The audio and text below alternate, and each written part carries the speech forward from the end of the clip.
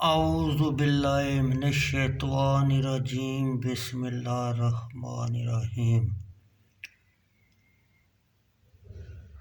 مسلم شریف حدیث نمبر 2189۔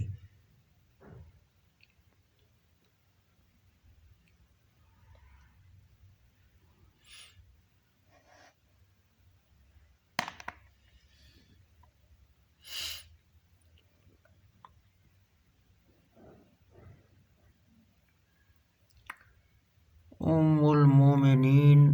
حضرت عائشہ رضی اللہ تعالیٰ عنہ فرماتی ہیں کہ رسول اللہ صلی اللہ علیہ وسلم کو 3 سفید کپڑوں میں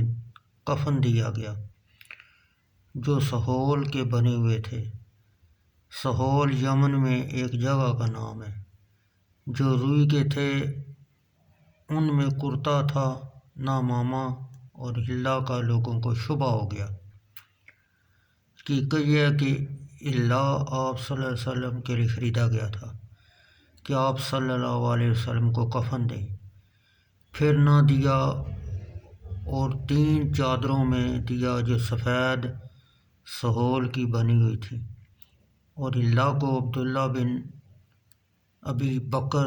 رضی اللہ تعالیٰ عنہ نے لے لیا اور کہا میں اسے رکھ چھوڑوں گا اور میں اپنا کفن اسی سے کروں گا۔ پھر کہا اگر اللہ کو یہ پسند ہوتا تو اس کے نبی صلی اللہ علیہ وسلم کے کفن کے کام آتا، سو اس کو بیچ ڈالا اور اس کی قیمت خیرات کر دی۔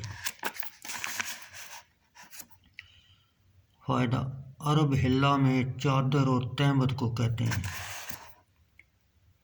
اور حضرت صلی اللہ علیہ وسلم کو 3 ہی کپڑوں میں کفن دیا کیونکہ چوتھا کپڑا اس کے ساتھ نہ تھا، اور یہ ظاہری حدیث ہے، اور یہ تفسیر کی امام شافعی رحمۃ اللہ علیہ نے اور جمہور علماء نے، اور امام مالک رحمۃ اللہ علیہ اور امام ابو حنیفہ نے کہا مستحب ہے کہ ان تینوں کے سوا قمیص اور ماما بھی ہو،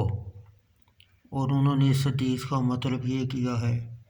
کہ 3 کپڑے ماما اور قمیص کے سوا تھے، اور اس صورت میں 5 کپڑے ہو گئے، مگر یہ ضعیف ہے اس لیے کہ کسی معتبر روایت سے ثابت نہیں ہوا کہ آپ صلی اللہ علیہ وسلم کے کفن میں قمیص اور ماما تھے،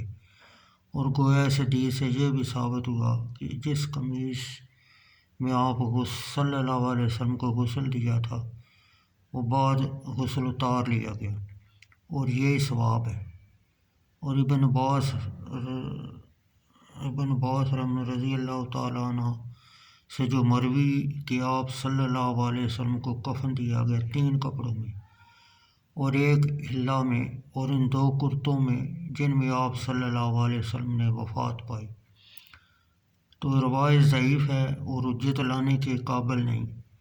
اس لیے کہ یزید بن ابی زیاد ایک راوی اس کا ایسا ہے کہ اس کے ضعف پر سب نے اتفاق کی ہے، الخصوص جب اور سقفہ رامیوں کے خلاف کہے۔